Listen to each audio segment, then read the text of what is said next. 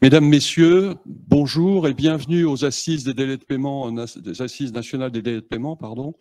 Nous avons le plaisir d'être au MEDEF et je tiens vraiment à remercier le MEDEF et son président délégué pour son accueil. Je rappelle que ces assises sont co-organisées par la FDCC et la FIGEC. Ces assises, vous le savez, c'est un lieu de présentation d'études, de réflexion, de propositions et surtout de témoignages. Et vous en aurez dans la journée, dans l'après-midi, dans la matinée, je vais y arriver. Et vous verrez des témoignages très concrets, notamment sur la 4e table ronde. Nous aurons 4 tables rondes. Les délais de paiement, un enjeu national, la première table ronde. Nous aurons un panorama complet des délais de paiement. Et là, c'est intéressant parce que nous aurons des chiffres à fin septembre. Nous aurons également l'impact de la dématérialisation sur les délais de paiement, que ce soit public ou privé, avec des enjeux qui sont très forts liés à la facturation électronique. Et enfin, nous aurons une dernière table ronde sur le respect des délais de paiement, l'une des clés de la relance. Et là, on aura beaucoup de témoignages tout à fait intéressants d'entreprises. Cette matinée sera animée par Rachid Arabe, un journaliste bien connu et qui nous accompagne maintenant depuis 3 ans. À toi, mon cher Rachid. Merci Jérôme, bonjour à tous et à toutes, celles et ceux qui sont dans la salle et ceux qui sont à distance. Je crois qu'il y a déjà 350 inscrits. Alors, la salle peut donner le sentiment d'être un peu clairsemée, mais vous avez vu qu'on est obligé de respecter encore les consignes sanitaires. Le respect des délais de paiement, effectivement, moi, ça fait 3 ans maintenant que je travaille activement avec les assises. On l'a fait avant la crise Covid, on l'a fait pendant la crise, pendant la pandémie. On s'était forcé à chaque fois pendant les assises d'analyser cette période de relance aujourd'hui avec l'évolution des retards de règlement de facture qui ont toujours une influence directe sur la santé financière des entreprises. Je ne vous apprends rien. Comme d'habitude, donc les deux présidents organisateurs de l'événement, Charles et Eric, seront aux côtés de Jérôme Mondrian, le directeur général des assises, pour faire de cette matinée, j'espère, un espace de dialogue, d'actualisation des dernières données chiffrées. C'est toujours important de savoir où on va, et des débats avec les meilleurs experts qui nous accompagnent. Comme d'habitude, nous, on attend vos questions dans la salle éventuellement, mais en tout cas pour toutes celles et ceux qui sont à distance. Alors, avant de vous détailler le programme un peu plus que ne l'a fait Jérôme, tout de suite la parole à notre hôte, Patrick Martin, le président délégué du MEDEF, qui nous accueille dans ses locaux parisiens. Je crois que c'est la 3e fois d'ailleurs, Patrick, que vous nous accueillez ici. Ce qui est la preuve de votre intérêt pour cette question des délais de paiement. On va entendre votre analyse sur la question, surtout dans cette période de reprise, de relance, où on parle également beaucoup de problèmes, c'est-à-dire la pénurie de matières premières, la pénurie de main-d'œuvre, la hausse des coûts de l'énergie, la hausse des coûts des transports. J'arrête parce que je pourrais vous faire comme ça une litanie. Dans quel contexte nous accueillez-vous pour la 3e fois, Patrick ? Bien, bonjour à toutes et à tous. Je vais commencer par une anecdote, mais avant d'être président délégué du MEDEF, je suis chef d'entreprise. Vous avez devant vous un homme heureux, en tout cas de ce point de vue, parce que mon entreprise a reçu hier la notification de la DGCCRF suite à des contrôles de ces délais de règlement, et nous nous sommes repris sur les 2 principales filiales qui font à peu près 95% de mes 900 millions d'euros de chiffre d'affaires. Nous ne sommes repris sur rien. Bravo. Voilà, parce que sinon j'aurais pu faire le malin ici, et séance tenante, être stigmatisé. Je dis ça devant mes amis. Voilà. Donc vous êtes un homme libre de parole. Voilà, j'étais pas plus inquiet que ça, mais bon, on se doit les uns et les autres à une forme d'exemplarité, ou une totale exemplarité, comme Charles lui-même est exemplaire en toute chose, parce que une chose est de parler, autre chose est d'agir. Bien. Avant de vous livrer le propos qu'on m'a préparé, et qui est très bien, bien sûr, un petit commentaire quand même pour rebondir sur ce que vous venez de dire.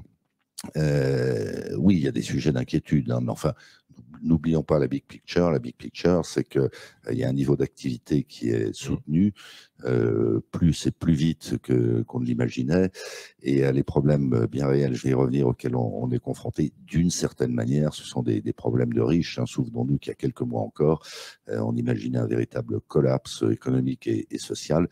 Et quand par provocation j'évoque des problèmes de riches, vous le savez comme moi, l'essentiel des difficultés auxquelles on est confronté actuellement tient au fait que l'économie mondiale s'est remise en route vite, fort, et que évidemment ça crée des tensions sur les chaînes de production elles-mêmes, sur les chaînes logistiques, composante importante dans l'économie mondialisée qui est la nôtre.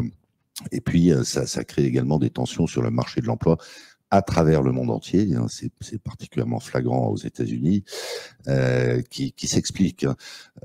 Tous nos adhérents, et moi je le vis à nouveau au titre de mon entreprise, sont confrontés à des difficultés de recrutement qui se traduisent, on commence à le voir de manière significative par des demandes parfois fortes d'augmentation de salaire. Mais là aussi, ayons bien en tête que l'économie française n'a pas créé autant d'emplois à ce rythme depuis plus de 40 ans. Voilà, donc il y a quand même une explication que je qualifierais de mécanique, en tout cas elle est objective à ces tensions auxquelles on est confronté. Il n'en demeure pas moins que ça peut créer des difficultés. Je me rapproche de notre sujet. Très sincèrement, la thèse du MEDEF jusqu'à une période récente était qu'en particulier les entreprises n'auraient pas significativement de difficultés de remboursement de leur PGE.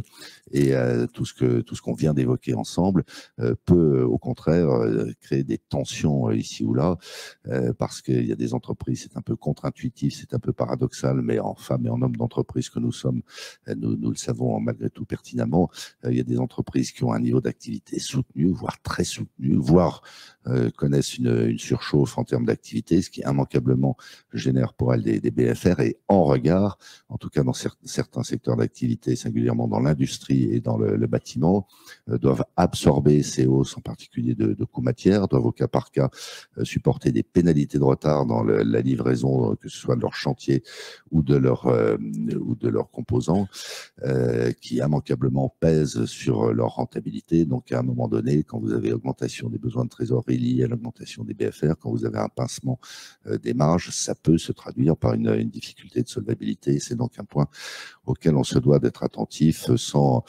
sans pour autant paniquer, et sans pour autant, en tout cas c'est là aussi la thèse du MEDEF, demander à ce que de manière généralisée, les PGE soient revus et corrigés dans le sens d'un allongement des délais ou pourquoi pas d'une année supplémentaire de moratoire. Je pense que globalement on va réussir à faire face. Après ça renvoie à d'autres sujets qui ne sont pas le centre de nos échanges d'aujourd'hui sur la souveraineté économique, la relocalisation d'un certain nombre de productions.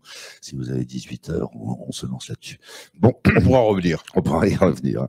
Bien évidemment, moi je suis très heureux de vous accueillir ici dans cette maison commune. Alors il y a différentes organisations qui sont puissances invitantes, mais enfin, je me permets de leur dire, hein, cette maison, le MEDEF, est une maison commune, et donc quand je dis que je vous accueille, en fait, vous êtes chez vous.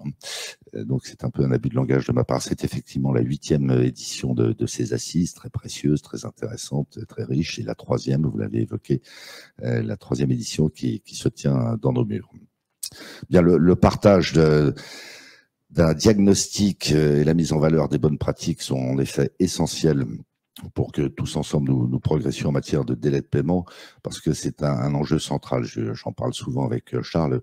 Dans cette maison des entreprises, qu'est le MEDEF, même dans cette maison, parfois certains n'ont pas en tête les volumétries, les enjeux, les risques auxquels ces enjeux se rattachent, liés au délai de paiement. Et je dois vous avouer, parce que la perfection n'est pas de ce monde, qu'il arrive même encore aujourd'hui que certains de nos adhérents, par ailleurs des gens tout à fait remarquables, évidemment, n'est pas singulièrement en tête le montant global du crédit interentreprise et se focalise, il le faut aussi, hein, sur les sujets de financement bancaire, sans prendre en compte le fait qu'on a de l'ordre de 800 milliards d'euros de crédit interentreprise, et que donc à la fois en termes de trésorerie et en termes de risque, c'est un enjeu absolument essentiel. Donc il nous appartient à tous, et nous nous y employons, de faire reculer ces retards de paiement, plus largement d'améliorer la qualité des relations commerciales entre nos entreprises, parce que c'est purement et simplement un levier de compétitivité. Dieu sait si la compétitivité est un enjeu absolument déterminant pour notre pays, pour ces entreprises, et le sera plus encore dans les années qui viennent. Donc nous sommes très convaincus, très déterminés sur ces sujets-là. Les mauvaises pratiques en matière de délai de paiement freinent la croissance de nos entreprises, mettent nos entreprises en risque quand ces pratiques existent. Donc, charge à nous de faire la pédagogie, d'imaginer des dispositifs pour, au quotidien, y remédier. Permettez-moi de remercier, j'aurais dû commencer par là, les organisateurs de cet événement, mon ami Charles, que j'ai déjà cité à plusieurs reprises, qui, chacun le sait, est un homme merveilleux et un homme d'engagement, avec toute sa faconde et toute sa capacité de persuasion. Éric Scherer, le président de la FDCC, Jérôme Mandrillon, le délégué général des assises que vous avez cité.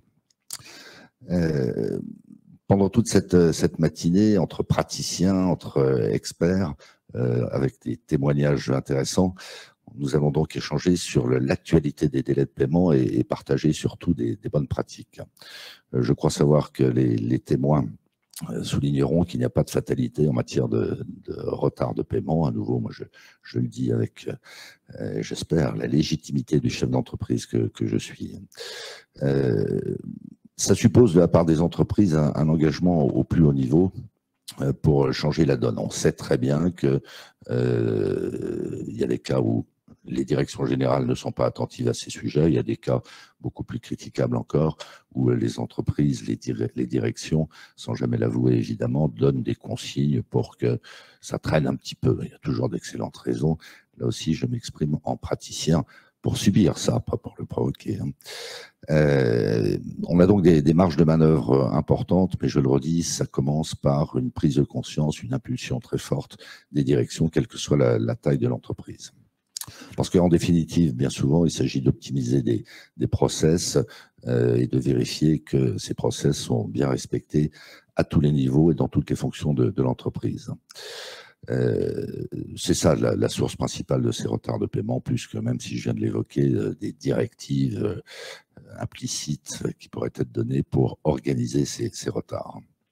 Alors ça, nous l'observons particulièrement au sein du comité de crise des délais de paiement avec les médiateurs des entreprises et du crédit, que je salue de nouveau très respectueusement, Pierre Pelouzet et Frédéric Wisniewski, avec qui nous travaillons, je crois pouvoir le dire, très bien, moi mis à part, dans le cadre de ce comité qui a été instauré, Pierre, dès le printemps 2020, avec beaucoup de réactivité, comme d'ailleurs l'État, d'une manière générale, a mis en place des dispositifs, celui-ci, bien d'autres. J'ai évoqué le PGE tout à l'heure, mais vous avez tous en tête les mesures à la fois financières et sociales qui ont été décidées et surtout déployées extrêmement rapidement, et ce comité de crise en fait partie. Et c'est à nouveau, mais Pierre et Frédéric le diraient évidemment beaucoup mieux que moi, c'est à nouveau d'abord de mesurer l'ampleur du drame pour finalement aboutir à la conclusion que jusque-là, en tout cas, il n'y a pas eu de drame, et Dieu sait si on pouvait le craindre. En tout cas, c'était notre inquiétude en début de période au printemps 2020. Et puis, lorsque des comportements déviants ou quand des situations réellement critiques sont identifiées, eh bien, avec à la fois l'autorité et la diplomatie de Pierre et puis de Frédéric aussi, de ramener dans le droit chemin les entreprises, mais on peut parler aussi également d'administration qui peuvent être un peu décalées par rapport aux attendus. Il faut en toute chose, puis singulièrement en France, parce que c'est dans notre ADN, malheureusement, en un sens, il faut également qu'il y ait des autorités de contrôle et que ces autorités de contrôle exercent, bien sûr, de manière rationnelle, objective, mais ferme, exercent leur autorité. J'évoquais là aussi tout à l'heure les contrôles que la DGCCRF a exercés ces derniers mois dans ma propre entreprise. Eh bien, c'est normal. C'est normal. C'est un peu comme pour les excès de vitesse. Si on ne compte que sur la bonne volonté des uns et des autres, l'expérience démontre que ça n'est pas toujours d'une efficacité. C'est toujours l'autre qui roule trop vite. Ouais. Enfin, notre approche, c'est quand même bien celle de, j'allais dire, du volontariat, celle de l'exemplarité dans les comportements, et c'est quand même comme ça que ça marche le mieux, normalement. Bien, à cet égard, moi je voudrais saluer le travail remarquable et dire notre reconnaissance à Jeanne-Marie Prost, au titre de l'Observatoire des délais de paiement, avec, comme en bien des domaines, l'aide précieuse de la Banque de France. Et je crois que Jeanne-Marie présentera tout à l'heure les principaux enseignements du dernier rapport qu'elle a piloté. Je l'ai dit, je le répète, nous sommes à ce jour plutôt rassurés quant à la situation. Et je veux redire là aussi notre reconnaissance, c'est rare dans cette maison qu'est le MEDEF, j'exagère un peu, notre reconnaissance envers l'État qui a été réactif, qui a écouté qui a écouté, ça c'est peut-être pas une règle générale et je crains que les mauvaises habitudes reprennent le dessus, qui a écouté les partenaires sociaux, qui a écouté les organisations patronales. Je cite juste une anecdote, mais beaucoup parmi vous le savent. Au stade des premières réflexions dans l'urgence sur le PGE, le prisme de Bercy, on peut le comprendre compte tenu de l'état des finances publiques, le prisme de Bercy était assez sélectif, assez restrictif quant à la distribution, aux critères d'éligibilité au PGE. Et nous sommes employés, le MEDEF y a eu largement sa part, à convaincre nos interlocuteurs que non, compte tenu de la brutalité, compte tenu de l'ampleur de cette situation totalement inédite, des conséquences économiques de la pandémie, il fallait au contraire arroser large. Moi, je me souviens avoir dit à l'époque qu'il ne fallait pas une lance à incendie, mais un canadair. Merci à nouveau à l'État, merci singulièrement au ministère de l'Économie et des Finances d'avoir pris en compte cette demande, parce que nous avons au quotidien des remontées, pour ce qui nous concerne, des 190 000 entreprises qui composent le MEDEF, dans tous les secteurs d'activité, à toutes les tailles d'entreprise, dans tous les territoires, et la qualité des échanges et la confiance qui a régné dans cette circonstance entre les pouvoirs publics et les organisations patronales ont été précieuses pour que donc les dispositifs soient bien calibrés. Ça m'amène quand même à évoquer une prise de parole récente de Bruno Le Maire, évoquant contre toute attente, parce que, en tout cas pour ce qui nous concerne, on n'avait pas eu le moindre signe avant-coureur, une déclaration de Bruno Le Maire il y a quelques jours quant à une nouvelle réduction des délais de paiement légaux. Je voudrais vous dire que ça ne nous semble pas être le sujet du jour. Le sujet du jour, c'est le thème de ces assises. C'est comment tout mettre en œuvre pour que les délais de paiement contractuels, mais légaux également, soient partout respectés. Revenir sur les délais de règlement légaux qui, je le rappelle, ont été déjà réduits, et il le fallait il y a quelques années dans le cadre de la loi LME. Ça nous paraît inapproprié, ça nous paraît même être dangereux. Pourquoi ? Parce qu'en aval des chaînes économiques, vous avez essentiellement et très normalement des entreprises qui travaillent en B2C, donc avec des clients qui règlent au comptant, ou en tout cas, s'ils se font financer par des organismes de crédit, ne le font pas supporter à leurs fournisseurs. Et donc, il y aurait, de mon point de vue, certainement un écrasement en définitive de l'aval de toutes ces chaînes économiques dans le commerce de détail, dans le bâtiment. Et donc, on mettrait en difficulté des dizaines de milliers de petites entreprises, là où au contraire l'idée généreuse et qui mérite malgré tout d'être explorée, qui est probablement celle de Bruno Le Maire, viserait au contraire à protéger ces petites entreprises. On a connu ça lorsque la LME a été mise en œuvre singulièrement dans la filière bâtiment. Je crois qu'il faut être extrêmement attentif, et derrière les idées généreuses et parfois politiques, que la nature, que le bon sens reprenne ses droits et que les entrepreneurs eux-mêmes soient véritablement écoutés, comme je l'ai dit tout à l'heure, ils l'ont été. On a un autre sujet évidemment central, qui est celui de l'obligation de la facturation électronique. Les facturations en B2B, entre assujetties à la TVA, vous le savez, vont en effet devenir obligatoirement électroniques à travers des plateformes qui, par ailleurs, et c'est bien, faciliteront les contrôles, et singulièrement les contrôles fiscaux, avec une obligation donc, de transmission de ces données à l'administration.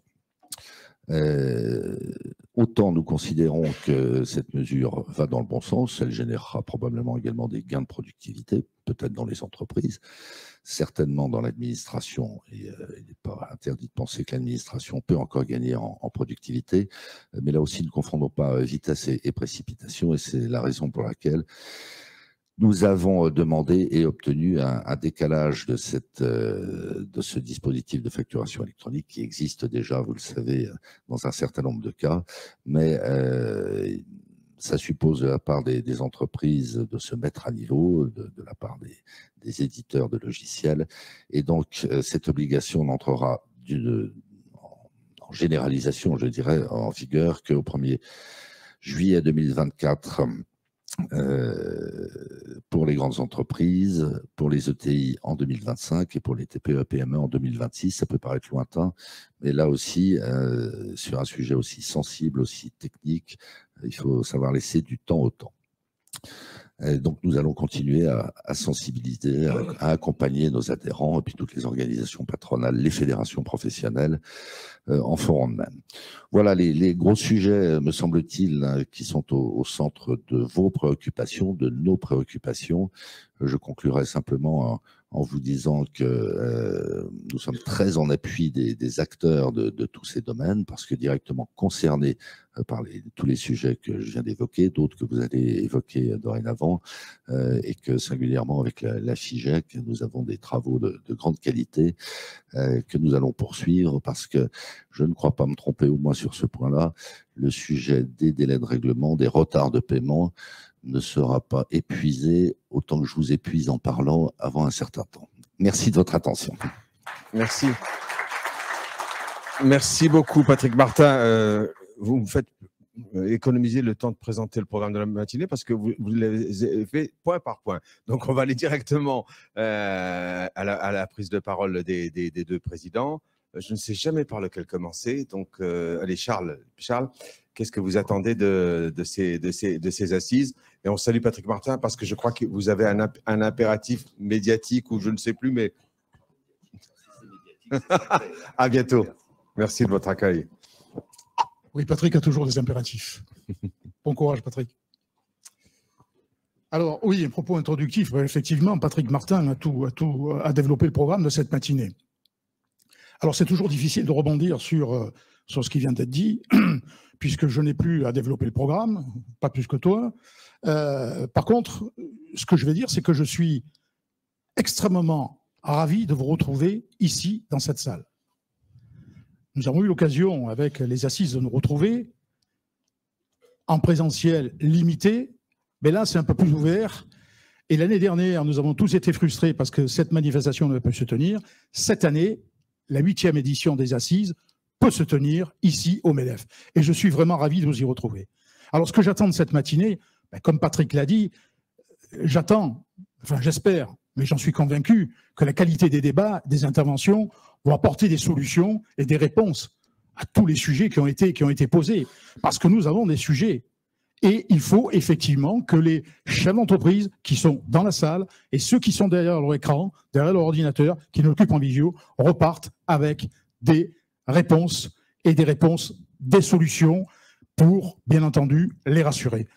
Je pense que les chefs d'entreprise ont besoin, aujourd'hui, dans la situation que nous traversons, où on est en train de nous expliquer que, oui, effectivement, les choses ne vont pas si mal que ça, mais il faut faire très attention. On aura l'occasion d'y revenir cette matinée. Éric Scherer, donc, pour la FDCC. Même question, peut-être en la précisant. Vous me disiez même, quand on a préparé, on est encore dans une période chaotique. Oui, en effet. Difficile de venir après M. Martin et après Charles. Mais oui, si on remet un petit peu les choses en perspective, notamment par rapport aux précédentes éditions de cette année, puisque c'est la 3e, en fait, on en a organisé 2 dans les régions, et à chaque fois, on se situait effectivement dans une période différente. Donc, M. Martin l'a rappelé, si on prend un petit peu de recul, il faut effectivement se rappeler qu'on sort d'une période, d'un hiver, en fait, on a parlé d'une guerre, effectivement, on était dans une période de guerre, et là, on sort, j'allais dire, un petit peu on sort dans une période, alors je ne sais pas si c'est le printemps ou c'est l'automne, mais en tout cas, on est dans une période un petit peu différente où il va falloir effectivement tous qu'on se projette dans l'avenir. Donc, il y a des choses à faire, on le sait. Il faut avoir maintenant une vision d'une nouvelle économie. Donc, il y a une page blanche à écrire, très nettement.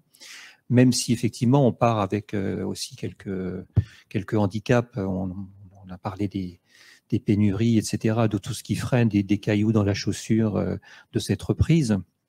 Cela étant, donc on sort effectivement, certaines entreprises sortent de l'hôpital avec encore des béquilles qu'on a citées, c'est les PGE, c'est les moratoires qui ont été accordés sur les dettes sociales, en particulier les charges salariales, et ceci va évidemment, c'est un problème qu'il faut régler. Monsieur Martin y a fait allusion. Donc une nouvelle période qui s'ouvre, et donc qu'est-ce qu'il faut viser en fait, puisqu'on va encore avoir des imprévus, on ne connaît que ça depuis quelques mois, il y a des choses qui se sont qui étaient prévues, qui ne se sont pas produites, et inversement, beaucoup de choses qu'on n'avait pas prévues qui sont apparues. Donc là, il faut clairement, effectivement, viser, c'est le sens de cette journée, il faut viser l'intérêt général. Je vois que dans cette salle, on a des devises qui sont au mur pour une croissance responsable, agir ensemble. Bah, c'est ça, en fait, hein, c'est encore une fois viser l'intérêt général et jouer collectif. Bruno Le Maire a rappelé effectivement la semaine dernière que le chacun pour soi, notamment dans le respect des délais de paiement, c'est pas admissible. Voilà. Très bien. On vous retrouvera un peu plus tard. Vous restez avec nous. Jérôme va nous laisser. On va accueillir sur scène Jeanne-Marie Prost, Pierre Pelouzet et Frédéric Wisnowski.